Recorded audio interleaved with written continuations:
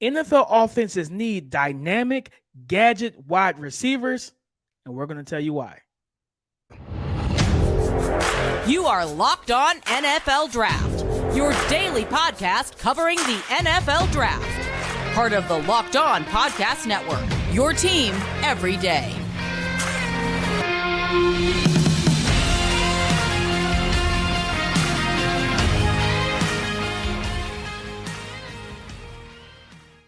What's good, everybody?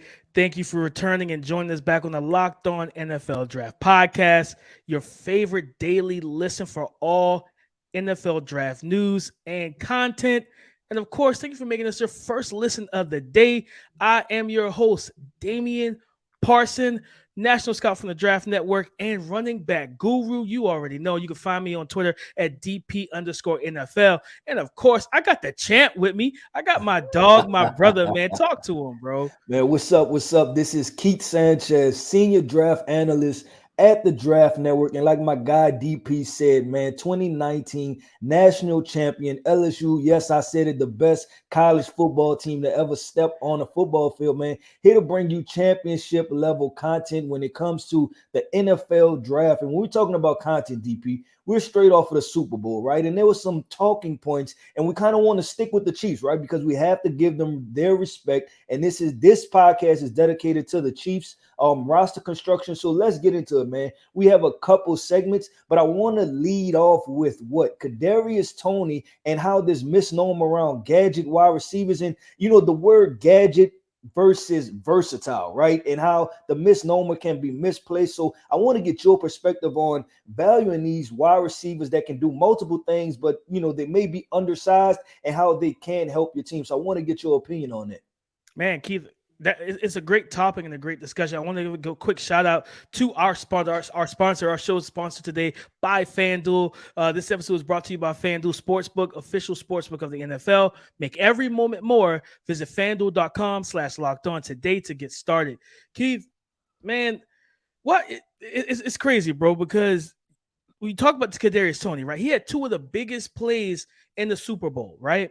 The big punt return, and also the play in the red zone, right, to give them that lead and to expand their lead, and just the route, the release, everything, just kind of selling the shallow drag and then whipping back out, right? No one was over there. They're trying to double team. Shout out to Andy Reid for the very creative motion that put a lot of stress in that second half on the Eagles defense. But when you look at Ka'Darius Toney, Keith, the first thing people will tell you is, he's not the traditional receiver, right? He's not an X. He's not a Z. You know what I'm saying? He hasn't solidified himself as a slot just yet. I think he can and will under the tutelage of Andy Reid and with Pat Mahomes at quarterback. But when you think about where we were just 2 weeks ago today, right? We were in Mobile at the Senior Bowl. And what was one of the names, the hottest name out there, right?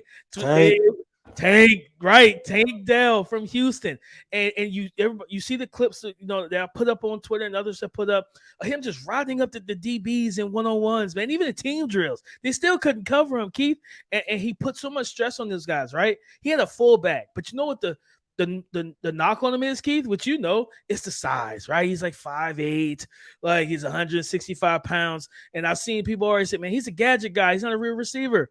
But Keith, I'm gonna say this. I feel like every NFL team needs one of these guys. You need gadget, dynamic, explosive receivers that can win in space, bro. We talked about it, right? You build your receiver core like a basketball team. Well, guess what, Keith? You can't have a starting five of centers. You're not going to win anything. You know what I mean? You can't have five Shaqs in basketball because Golden State's going to run you off the court. Yeah, no, and I agree with you, and I'm a kind of, I guess, parlay that point, right, into the fact of gadget guys, and I think that's an old phrase, right, and like I said, in the opening, it has a negative connotation to it, but when you think of the way that the NFL is being played now, the game of football, gadget guys are carving out a bigger role, right? It used to be gadget guys, you may get a trick play once every 3-4 times a season, right, or something like that, right? You may get one of those, but now you're getting them 4 or 5 times a game, and you're watching Andy Reid. He's implementing these type of plays throughout the game, right? You're going to get 5 a game to where it's going to be like, wait, that's a non-traditional football play, but it's effective, and then the fans like it. So I think while we're honing in on a point of gadget, right? But we have to understand that even when you're talking about drafting a gadget football player, their roles are developing and is becoming bigger, right? And the opposite side, right? And like I say, wording is so important when we use this, because when we get a 6'4", 6'5" wide receiver who's who doesn't run many routes, right? But he can go up and go get the football. What do we call him? A red zone threat, right? And that's a big deal. Like, man, I want to draft me a red zone threat. He's an alpha, Keith. He's an alpha. Yeah, he's an alpha, right? And he only can, but that guy still only could do one thing, right? You have to wait till you get to the red zone to utilize him. So I think it's we here to kind of push back on that, because you've seen Ka'Darius Toney. He was traded from the New York Giants for what I think it was like low-level picks, and was like, okay, that guy's not a true number one wide receiver. Well, guess what? He was the best wide receiver yesterday, right? And he affected the game. And because he is a gadget guy and could do so many different things, he was able to affect the game. He was able to have that big punt return that got the ball all the way down to the 7-yard line. And then he was routing people up and making plays. So DP, I agree with you 100% that the gadget guy is becoming more and more important. And then there also needs to be put some respect on the gadget guy's name, man, because what they do is special and is truly valuable. No, 100%, Keith. And at the end of the day, you need to be versatile. You know my phrase. I want, as an offensive mind, I want defenses to cover every blade of grass on the field, right? I don't just need someone that can just win the 50-50 ball. I want a 50-50 ball guy, just like basketball, man. I need my guy that can put it in the paint. I can throw it to him. I need my big boy, right? I need my guy that can throw alley-oops too off the pick and roll. I need my three-point shooter, my deep threat, right? I need a slasher, somebody that, he may not be the best shooter, and he may not have the size to play in the paint, but he can slash and cut off the backdoor screens, and those slants, those drags, and make plays after he gets the ball in his hands on the move. And you look at the Ka'Darius Toney, and Keith, I'm gonna throw some names out here that you think about, right? Some people may look at Zay Flowers like that. I certainly don't, but he could fit in that role if you wanted him to, right? You think about Tyler Scott from I think it's from Cincy. From Cincinnati. From Cincy, Tank Dell, right? He can do those type of things, right? It's different. Raheem Jarrett is another guy. He doesn't have, like, he's got a decent build, but in terms of being a polished receiver, maybe you do use him in some of those gadget roles, Keith, and you just allow him. You just have fun with it, man, because these type of guys, they really give you like fun vibes. It's like, all right, how can I be creative and get this explosive player upfield and free releases and different things like that? We talked about it earlier. All the motions that in the second half that Andy Reid did to the Eagles, like especially pre-snap, right before the snap, it had those guys stressed out, Keith. They over there trying to communicate and make sure who has who. And when you got a guy like a Ka'Darius Toney, a Josh Downs, a Zay Flowers, you know what? Yeah, I may not be able to put you outside. And Keith, I think that's the way the misnomer comes in that. Like, we get so hype about the outside receivers, man. Nah, for real. And let's kind of look at Tyreek Hill and Jalen Waddle, right? Because everybody was like, oh no, he mentioned Tyreek Hill as a gadget guy, but I think 20 years ago, that's how he started. That's how he started. Talking about a 5'9" wide receiver, right? That's really fast. Everybody would have automatically put him in a box of gadget guy. But I think Andy Reid, when he was in Kansas City, right, was able to just get him the ball so frequently that you've seen him do different things and give him an opportunity. So that's where you're starting to see the evolution of the quote unquote gadget guy. When you get them the ball 10 times a game, now it's like, okay, this is more than a gadget guy. This is an offensive weapon and a threat defensively to make plays. Nah, 100%, man. You think about Percy Harvin, right? Guy out of SEC country. I know how much you love it. I know how much you love that. Come the SEC country. But like, you think about him coming out of Florida, man. If it wasn't for those concussions, Keith, like, bro, dude was a baller, but he wasn't a traditional receiver. But the teams that drafted him, they didn't care, Keith. Like, the Vikings didn't care. The Seahawks didn't care. They said, you know what? You are a playmaker, and you're somebody that we can give the ball to on screens, on quick smoke screens and tunnel screens, drags, whatever. We could put you in the backfield. We could do so many different things with you. and just allow you to be a weapon, right? And heck, you even go look back at Randall Cobb when he came out of Kentucky. When he first got to Green Bay, he wasn't just a predominant slot receiver. Randall Cobb was used like a gadget guy. They put him in the backfield, hand the ball off to him. They did all of some of the things that you saw in college, and then he became that dynamic slot receiver and reliable weapon for Aaron Rodgers. But the point is, guys, all we're saying is just listen. Yes, you want a Quentin Johnston, right? Yes, you need a Quentin Johnston, that 6'4", 200+ pound receiver. You don't need 5 of them. That's all we're trying to tell you. You need these smaller receivers, these dynamic guys that can make plays in space and do things the right way and really expand the playbook for your offensive coordinator and your quarterback. But Keith, man, listen to me, dog. We have another topic we want to talk about those linebackers, bro. Because in the Super Bowl, linebackers played a big part. So we're going to get into how important are linebackers in today's NFL. This show is sponsored by BetterHelp. When you are at your best, you can do amazing things in life. But life at the same time will get you down. It will overwhelm you. It will take the wind out of your sails and just drain you of energy. When you're working with a therapist, you can get closer to being the best version of yourself. Because when you feel empowered, you're more prepared for everything that life is going to throw at you. If you're thinking of giving therapy a try, I encourage you. BetterHelp is a great option. It's convenient, it's flexible, it's affordable, and it's entirely online. So you can do it from the comfort of your own home. If you want to live a more empowered life, therapy can get you there. Visit BetterHelp.com/lockedon today to get 10% off your first month. That's BetterHelp, HELP.com/lockedon. So Keith, again, the question is, we watched Nick Bolton, right? He was everywhere. The Philadelphia Eagles they're a physical run downhill team, right? Well, the only person that can run the ball for him was the quarterback, Keith. Right. And Nick Bolton and him and Willie Gay and those other linebackers, Leo Chenal played a nice part. He's a rookie that they drafted. They played a good part in run fitting and helping the defensive line contain the running game, Keith. So how important are linebackers really in today's NFL?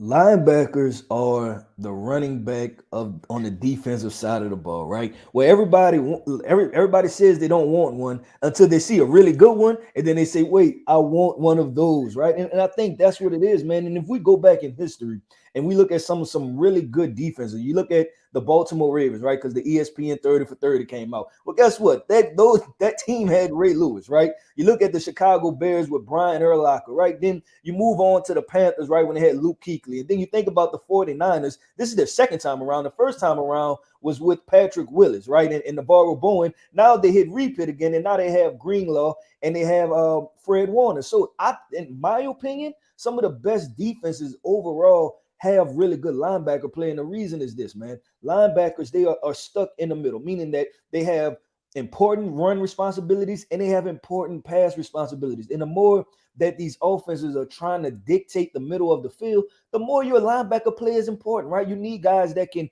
those RPOs, they understand exactly what's going on. You need guys that can play the passing lanes. You need guys that can tackle in the open field. You need guys that can drop in depth. And that's why you see guys like Fred Warner when they make these flash plays, because you're talking about explosive athletes that are extremely instinctual. So look at the Kansas City Chiefs, right? If Nick Bolton is not that instinctual and he's just a step or two late, who knows what happened with the outcome of that game, because Philly was running away with the Super Bowl when Jalen Hurts had that turnover. Nick Bolton was able to pick the football up and then return it, right? He gave that team life. When they panned to the sideline, you seen Patrick Mahomes, Travis Kelce, they was nodding their head. They're like, okay, we got a shot now, because we were taking some body blows, but we have a shot now. So I want to give credit to the linebackers, right? Nick Bolton and Willie Gay and Leo Chenal, because they play such an important, vital part. And I think trying to operate in a system to where linebackers are null and void, I think that's not true, man. The more we implement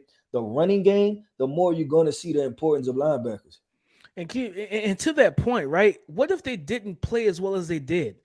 Think about how that would have impacted their defense if Miles Sanders has 125 and then Jalen has his 70, right? Sure. Now the game's severely shortened and it's constricted because the Eagles are playing their game. They're being more physical than you. Those guys came in and met the task, right? We think back to the Michigan TCU game, right?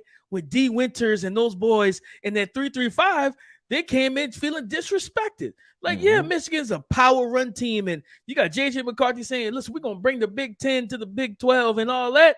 And D Winters like, nah, we triggering downhill all game, baby. And it helped set the tone early to where now you got to throw the ball more than you actually wanted to pregame. And to that point, D Winters made plays in both the run game and the passing game. And that's why I never understood the discrediting of linebackers, right? Because I know years ago, like maybe 5 years ago, it was like one of those things where you don't really need great linebacker play.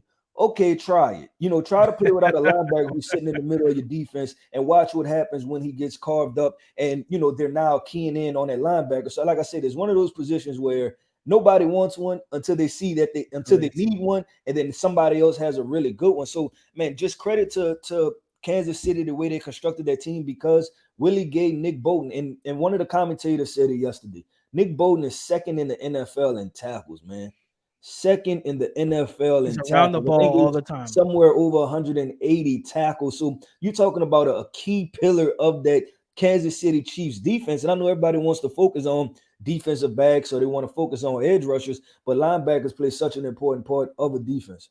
Yeah, and I'm gonna name a couple names that's in this draft class, Keith. You talk about Trenton Simpson from Clemson, Drew Sanders, the transfer from Bama to Arkansas, your boy from Bama, Henry To'o, right? God. One of your guys, right? Noah Sewell, Jack Campbell. One of my, to me, one of the biggest risers from the Senior Bowl, Diane Henley, right? From Washington State, a athletic, downhill, explosive player. You need these guys, Keith, and this draft has those type of guys where I know teams like to play multiple safeties, but at the same time, you need guys that can play the run and really be able to hold up in the trenches. Yeah, and I'll even say this, right? Because we love to talk about draft, schematics, philosophy, just kind of intertwine everything into one, right? And even when you think about where the NFL is moving with running quarterbacks, there was one play where Willie Gay came off of the edge, and then Jalen Hurts was kind of able to hit him with an okie doke. But Willie Gay was such a good athlete, he was able to redirect and then close to the sideline to where Jalen Hurts didn't have opportunity to complete the pass. So when we talk about mobile quarterbacks, offenses and NFL fans, they want mobile quarterbacks. So what is your defense going to have to do? They're going to have to find more versatile second-level defenders, guys that can tackle these Josh Allens. Josh Allen is 6'4", 6'5", 240 pounds. No safety is going to want to step up at 6 foot, 195 pounds and want to consistently tackle Josh Allen. Right. So I think as running quarterbacks become more important, and that is emphasized with running quarterbacks, I think that linebackers are going to become more vital parts of this defense. And we talk about vital parts, right? We watched the Super Bowl yesterday, and one vital part of this Kansas City defense was their rookie defensive back. So, DP, I want to get into this secondary, man, and how Kansas City has constructed this secondary with rookie defensive backs. Have you ever been on the go, on a trip, driving or flying, and you're dealing with a time crunch? You can't sit and have a nice hearty meal? Man, I've been there. But you still need something to fill you up and get you from point A to point B and give you the energy you need to get through and handle the task at hand. Well, I'm going to tell you about a protein bar that tastes like a candy bar. That's Built Bar. From my personal experience, when I tried it, I was floored. It tastes so good, but it's because it's made out of 100% real chocolate. It's covered in it, right? 100% real chocolate. It used to be where you had to order it online and you had to wait for it. Now you can go to your local Walmart and get a 4-bar pack in your Walmart pharmacy, your local Walmart. You can go to Sam's Club and get a 13-bar box as well. So at the end of the day, you need something that's delicious, that's nutritious, and that's fulfilling. And that's Built Bar, a protein bar that tastes like a candy bar. Go to BuiltBar.com and use our promo code LOCKEDON15, and you will get 15% off your next order. So like I said, DP, we want to talk about these rookie defensive backs, man. I'm talking about 2 corners and a safety playing at the highest level of football. And I believe that they were 3rd in the NFL when it comes to rookie snaps, right? Played on the defensive side of the ball, the combination that Kansas City had on that side of the football. So I want to ask you, DP, what is the importance of drafting rookies and them being able to play when you're talking about so many defensive backs having to be played now. So I want to ask you, what do you perceive to be the important thing when it comes to drafting rookie defensive backs? Man, I feel like it's, for one, my slogan, draft with a plan, right? Like, if you're going to draft these kids, no matter what position they are, have a plan. NFL teams, please stop drafting these kids and not knowing what you want to do with them until you get deep into the season. Like, oh, this is what they can do for us. No, I start with drafting the plan, and then you look at where they are instinctually, right? Like, and what your scheme is going to ask them to do. If it's one of those Bill Belichick, just like, really mentally draining schemes where it's like 4 coverage calls on one play, you might not be able to get those kids in immediately, right?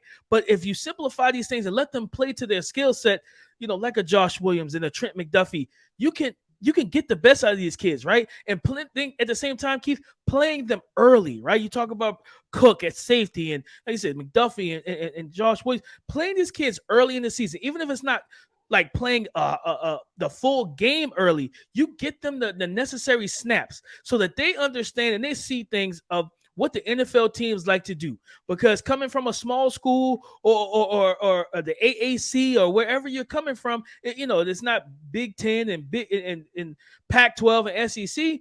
Something's going to look kind of foreign to you, right? So as a coaching standpoint, you want to get these kids where they don't have to think, right? Keith, you're a former DP coach, right? What is the one thing you don't want your guys doing? Thinking. You want them to reading it. You want them reading and reacting. And I think that was a really good job by Coach Spags, getting those guys in early, allowing them to get some snaps in, and really get ready for the big moments. Yeah, and to that point, so I have 2 points that I want to make. But to your point, DP, I think they talked to Andy Reid after the game. He said, look, I sat down with them in training camp, right? And I told them, y'all are going to play. So get over it, right? Like, y'all are going to play. Set that expectation. Yeah, set the expectation. Y'all going to play on the field. Y'all going to make some mistakes. Y'all going to give us some plays, but we're relying on y'all to make plays for us down the stretch, right? So go ahead, get it out, get everything out, and come by week 5, week 6, I want y'all to be able to rock and roll. So there's no easing up there.